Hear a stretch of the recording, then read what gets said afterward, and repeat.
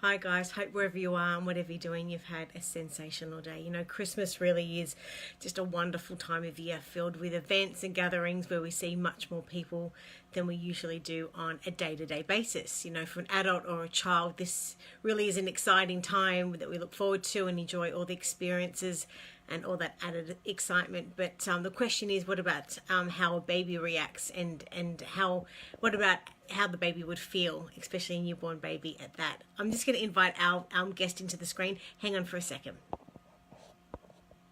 Fingers crossed this is going to work. It definitely can be a little bit overwhelming for a newborn, and especially if this is your baby's first Christmas. I bet you've got family and friends who may. Hey, Catherine, how you doing? Hi, Rachel. We've got it working finally.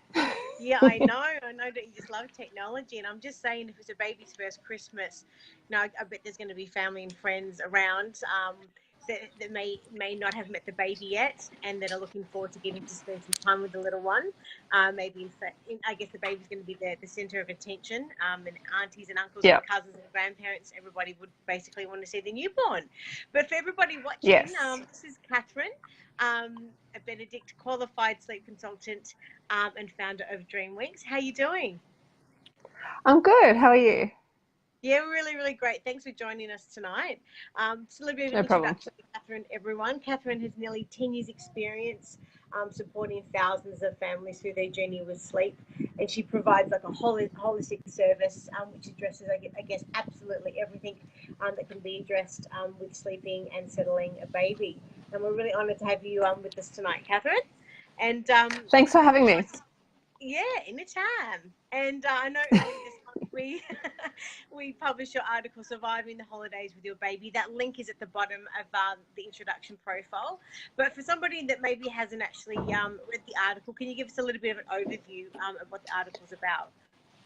Yeah, often holidays we all get so excited about it and we forget what the impact it can have on our little ones.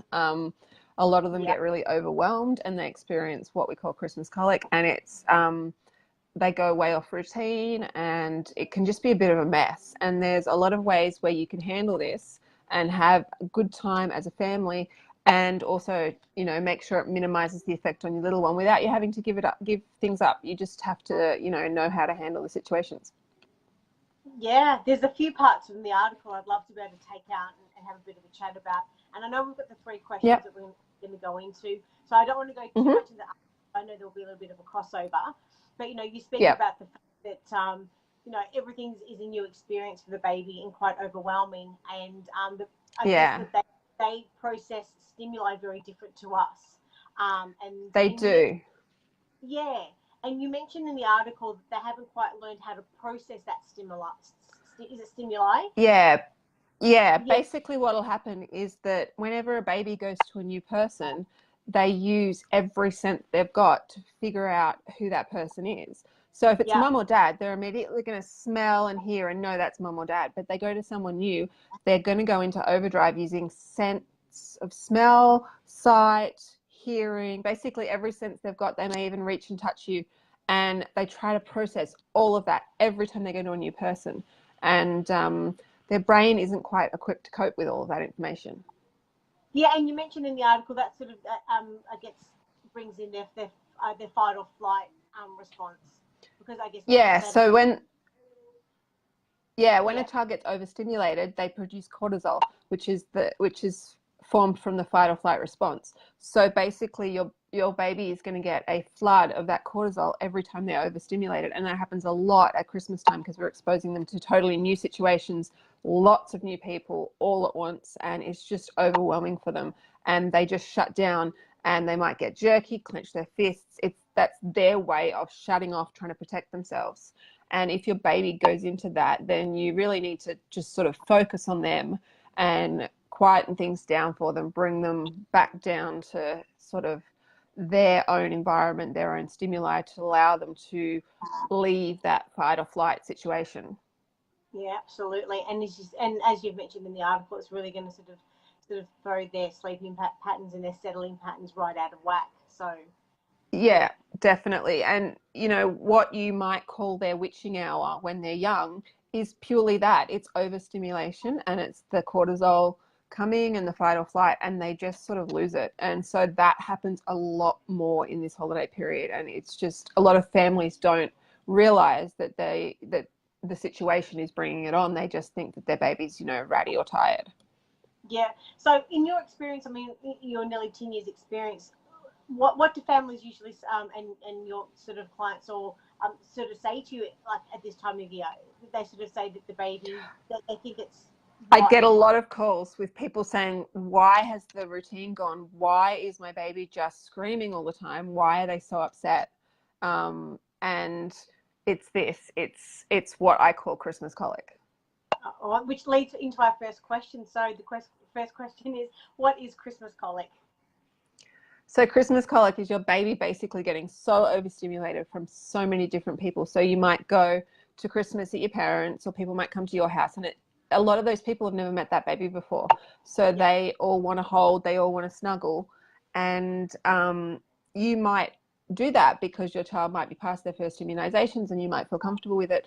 But it's really hard on your child having, as I mentioned, every time they go to a new person, they smell, they see, they touch, they try to absorb everything, and their body, they just their brain can't handle it.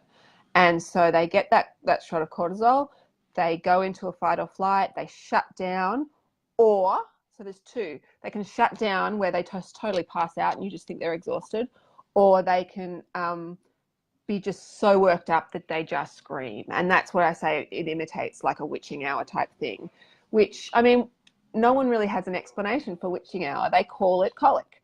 And it's basically, all it is overstimulation. Your baby just cannot cope. And so they sort of melt down. Yeah. And what age do you usually see Christmas colic up to? Honestly, I think it can happen, and it's going to mostly happen under 1, but I think it can happen anyway up to 2. I think it just presents slightly differently. So in a toddler, it's going to present differently to a newborn. The newborn's more likely to melt down or shut down quite sooner, whereas a toddler might seem like they're coping with it, but then, bedtime comes around and it's just utter meltdown and they just can't cope. And so you probably will see it a lot sooner with a baby than a toddler. It'll be more a delayed thing because their body's a bit better at coping with things, but eventually they just can't. Yeah. Well, this sort of leads into the second question. Well, how can parents avoid it? So if you go to somewhere, like, so you're going to your families, your grandparents are there, your aunts, your brothers and sisters, so the baby's aunts and uncles are there. If some of those people haven't met your baby, then they're all going to want the hold. So what you might want to do is you might want to just think of 1 or 2 people. So people who would not normally see you, people who maybe don't live closer, people who might be older, like your grandparents or your great-grandparents. So you might want to just think of a couple of people and have that as who your baby goes to, and stay close to them so that they can hear their mom, they can hear their dad, they can feel reassured. But yeah, just try to limit the passing around. Maybe have people come up to you, have your baby in a wrap or a sling, and just minimize the passing around. You can always see everyone on Christmas Day and then space out times with them to see the baby. Just try not to have 10, 20 people all holding your baby on Christmas Day or New Year's Eve or whenever it is, because it's just too much for them. So just try to keep them close, try to limit the overstimulation, and that really will make a difference. Yeah. And I mean, sleeping patterns generally sort of do get disrupted during the Christmas break and those types of things as well. So it does, and it's fine because we all need a life, and being on a routine, which is what I work with, does not mean you give up a life. We learn how to make it flexible, and on days like Christmas holidays, you work with that, you make it flexible, but you also need to know your little one's limits, and you need to know how to see that, okay, that was too much for them today, so maybe we won't do 2 days in a row out. Maybe we'll have some quiet time to bring them into, to allow them to recover. So what have you had parents sort of say to you that they've sort of seen some signs leading up to that, so they know at what point they actually need to start reducing the amount of family members? Is there anything you're looking out for? First of all, that the fists, the baby sort of having the jerking movements. A lot of those signs are very similar to a baby who's nearing the end, being tired right before asleep. So, yeah, first of all, if your baby shuts down and falls asleep when it's not a sleep time, or not close to when you would expect a sleep time, that's a sign that you've hit it. That's a sign that your baby's gone into shutdown from the cortisol. Or others, you may start to see that the fists, the jerkiness, and all of that, and it might be a sign that maybe you might just go into another room and just have some calm down time with them, and then it's okay to go back to the family. So you know your baby, and anything that's out of character, pay attention to it.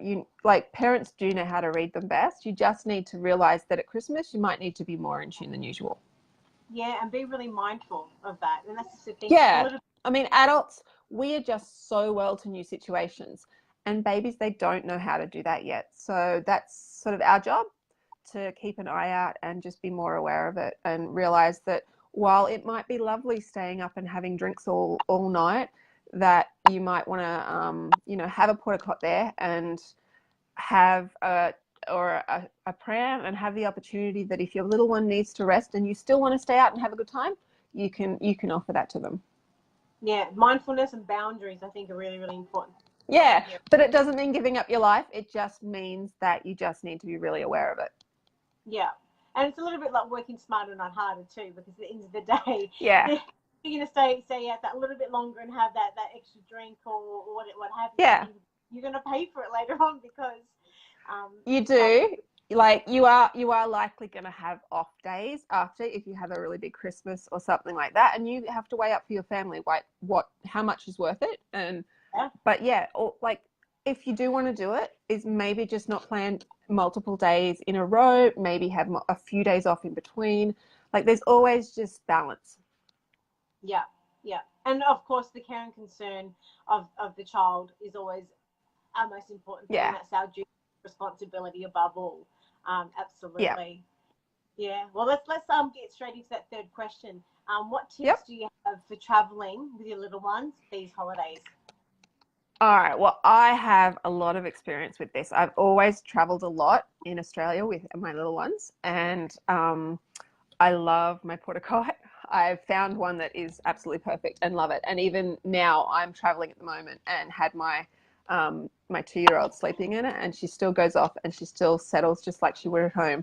But if your little one isn't used to a porta cot and you are going to be traveling, first of all, I suggest you take your own, because everyone is different and they're not equal. And so many of them are really plastic and will make them sweat a lot. And that's a major thing I see in them. So I would have your own. And I would, if they're not used to it, have it at home for a couple of nights before, a couple of day sleeps before, and offer the sleeps in it. So they're not having to get used to, first of all, the big travel, then a new bed. You're getting them used to the new bed in their familiar, safe environment. So definitely practice before you go away. Take their bedding. Like, a lot of us don't realize that your little baby's world at night is quite small. It's that cot, literally. Of course, it's, the light coming in and things like that, but it's mostly that cot. If you take the sheets, you take their blankets, you take their comforter, it all has the normal smells on it. So, and also, that stuff's, if you've been, if you work the way I do, that it's cotton, it's bamboo, it's not synthetic. I did borrow a porta cot at the last hotel, because my 3.5-year-old was testing the boundaries a bit on a bed, and I do use a porta cot with that. And so I did have a porta cot there to say, if you keep getting out of bed, you're going to go in a porta cot. And they gave me this horrible polyester doona, which, for starters, doona is not safe in a cot. And then the polyester, he would have sweat like crazy. So take your own bedding. You cannot rely on what a hotel gives you. So that's you definitely want to get used to that. And if you want to go out, like we talked about, you want to have a few more drinks, or you want to go out and it's normally their sleep time, prams are really great for that. If you're going to go out and it's going to be their sleep time while you're at a restaurant or something, just take the pram and you can pop them to sleep in there. Just take their comforter, their bedding. Of course, their bedding's going to be different, because you're probably out in our summer and you're not going to need as much bedding. But yeah, take things that they're familiar with, and you can do that. Now, if you're out for dinner, you can again take the pram with you. If you're at a friend's place, take the porta cot. But if you've got a little one and you want to keep them up later one night because you're going out, and you decide you're going out to dinner, say, with family, and you think it would be really nice if they could sit and have dinner with us, you can give them a longer afternoon nap. So that can allow them to have a later bedtime. It wouldn't be something you do regularly, but it's something you can do at these special times.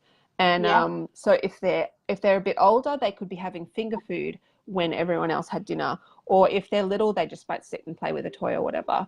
And that might buy you some extra time. Even half an hour extra nap in the afternoon might buy you an extra hour, hour and a half from their evening bedtime. So you can definitely sort of adjust things like that. And if your little one is young, you can time it to head home around a dream feed sort of time, so that you're pulling them out of the car, popping them in there, but instead of just lumping them in their bed, they're naturally due for a feed at that time. So you can feed them and then they go back to bed like it's a normal experience. So you just time things a bit better. Yeah. So, I mean, so from what I'm hearing and from what we've had from your other conversations, everything really is about setting the routine. It's a very basic human need to be able to provide all of us a level of certainty. So what we're actually doing, like you were saying before, providing the blankets or the bedding, which is the same, is providing that level of certainty and security for them. Yeah. And even if you're out, following similar steps. So if you always wrap your baby, give them a comforter, give them a kiss, put them down, that might not seem like much to you. That's 30 seconds to a minute. But to a baby, that is what they see every time they go to sleep. So if you repeat that, even if they're in a pram or a porta cot, that is familiar. Babies thrive on routine. And what a lot of people realize, they get scared with babies when you use the word routine. But have a think about yourself. You probably wake up at a similar time every day. You probably have the same or similar breakfasts. You go to work around the same time. You have lunch around the same time. We all thrive on routine. And babies even more, because they know what's coming. And when they know what's coming, they feel secure. So the main thing with a child, you want them to feel safe and secure. And that's what routine does, because they know what to expect. So you can adapt that routine for when you're out. Just because things are off routine doesn't mean you can't keep aspects of it so they feel comfortable. Yeah. I mean, even me as an adult, I'm sharing a bit of this, but when I actually travel, I travel with my pillow, my same pillow. I know. I do this, and once again, going back to that basic human need of certainty, I know that I'm going to have a great night's sleep, because that's my little bit of security. Because there's nothing worse than going to a hotel or somewhere like that on holiday and you've got a bad pillow and then you don't sleep well. Now, and I know. You think about a newborn baby, taking them out of what they're safe and secure and sleeping into an unknown space. And you think about that, so it's logical. It actually just makes sense to be able to provide that sense of security. I love the analogy you just used, because I have like a big black squishy pillow that I cuddle to go to sleep. And my oldest, who's 8, because he said to me, he said, "Why do you have that pillow all the time?" And I said, "You know your monkey, the monkey you've had since you were little that you can't sleep without?" I said, "That pillow is my monkey." Yeah. So a lot of people don't realize, like, we have the same similar items, like we just don't realize it. Yeah. We use them in the same way. We can't sleep without them. Yeah. And as I was saying before, this is our duty, it's our responsibility as parents to be able to ensure that we're creating that safe space and making them feel secure at the end of the day. So you've given us some really incredible points and pieces of gold tonight. If anyone's got any questions for you, whereabouts can they find you? All right, they can find me at www.dreamwinks.com or at the symbol, Dreamwinks Sleep on Facebook and Instagram.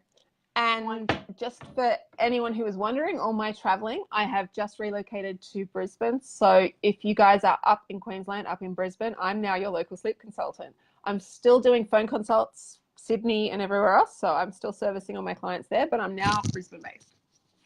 Fantastic. Thanks, Catherine. As I said, we love chatting to you, and it's really wonderful just to see how your theory and your formula is adaptable to all different sort of life situations, and everything that you sort of say fits to.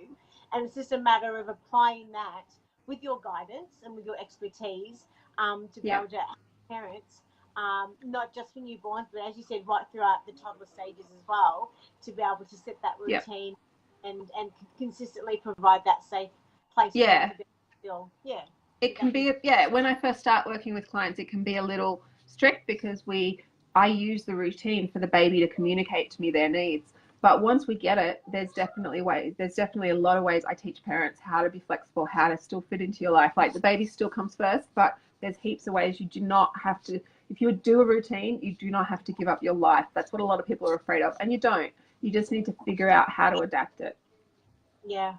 Thank you so much for your time again, Catherine, and we can't wait to catch up with you next month. All right. So glad to talk to you again. Merry Christmas. Bye.